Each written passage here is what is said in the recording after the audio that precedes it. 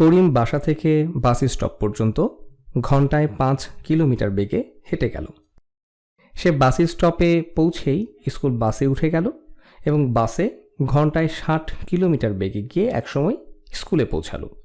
তার বাসা থেকে স্কুলের মোট দূরত্ব 35 কিলোমিটার এবং বাসা থেকে স্কুলে পৌঁছাতে সময় লাগে 1.5 ঘন্টা। করিম হেঁটে কত কিলোমিটার গিয়েছিল এবং বাসে করে কত কিলোমিটার পথ গিয়েছিল? সমস্যাটি মজার মনে হচ্ছে। ভিডিওটি থামিয়ে একটু নিজে নিজে চিন্তা করো কিভাবে সমাধান বের করা যেতে পারে। তো চলো প্রথমে কিছু চলক ধরে নেই। সে হেঁটে কত কিলোমিটার পথ গিয়েছিল এটিকে আমরা ডাব্লিউ ধরে নেই। এবার সে বাসে করে মোট কত কিলোমিটার গিয়েছিল এটিকে আমরা বি ধরে নেই। আমরা জানি মোট দূরত্ব কত কিলোমিটার।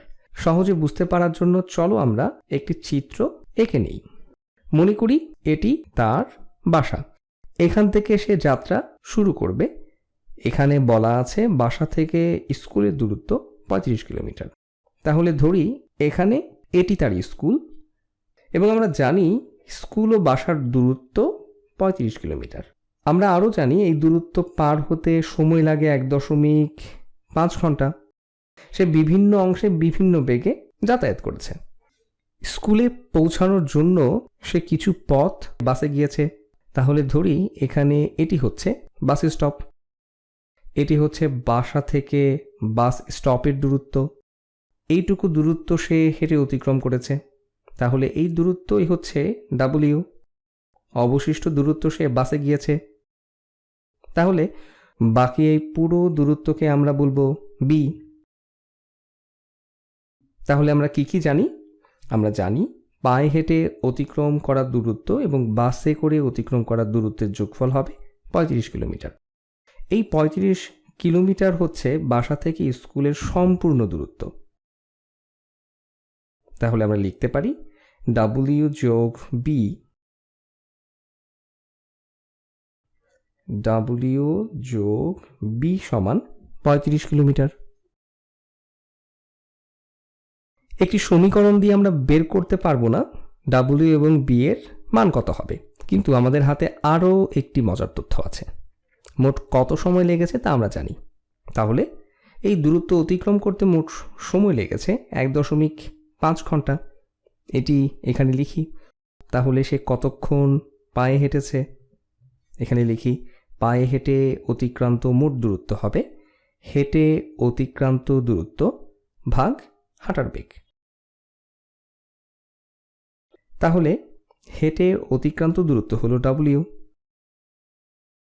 ডাব্লিউ কিলোমিটার ভাগ হাঁটার বেগ।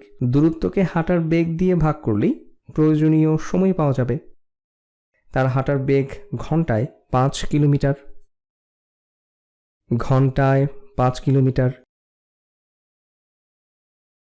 তাহলে এখানে কিলোমিটার কিলোমিটার কাটা যাচ্ছে।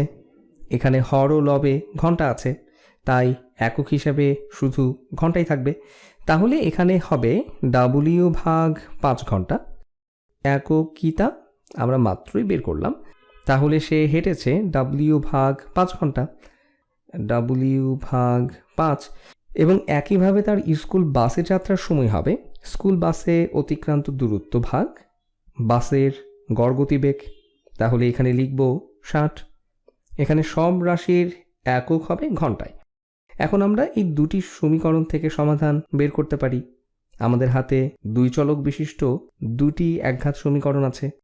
এই সমীকরণ দুটি থেকে আমরা ডাব্লিউ এবং বি এর এমন মান বের করতে পারব যা উভয় সমীকরণকেই সিদ্ধ করবে। এখন সহজে কি করা যায় চলো দেখি। এই দ্বিতীয় সমীকরণকে ঋণাত্মক 5 দিয়ে গুণ করা যায় কিনা। গুণ করলে এখানে হবে ঋণাত্মক ডাব্লিউ। এটি উপরের সমীকরণের সাথে যোগ করলে ডাব্লিউ কাটাকাটি যাবে। চলো এটি করি। এই উপরের সমীকরণটি হচ্ছে ডাব্লিউ যোগ বি সমান 35। দ্বিতীয় সমীকরণের উভয় পক্ষকে ঋণাত্মক 5 দিয়ে যদি গুণ করি তাহলে আমরা পাবো ঋণাত্মক 5 গুণ ডাব্লিউ ভাগ 5 বা ঋণাত্মক ডাব্লিউ, ঋণাত্মক 5 গুণ বি ভাগ 60। কত হবে এখানে? ঋণাত্মক 5 ভাগ 60 সমান 1/12, এবং এখানে 12 ভাগ ঋণাত্মক b, এবং এরা সমান হবে 1.5 গুণ ঋণাত্মক 5 বা ঋণাত্মক 7.5। তাহলে পেলাম ঋণাত্মক 7.5। এখন আমরা এই দুই সমীকরণের বাম পক্ষ ও ডান পক্ষগুলো যোগ করে ফেলতে পারি। আমি লেখার জায়গাটি আর একটু পরিষ্কার করে নিই। এই লাইনটি মুছে নতুন করে আর একটু ঠিক করে লিখি। তাহলে প্রথম সমীকরণটি ছিল w যোগ b সমান 35।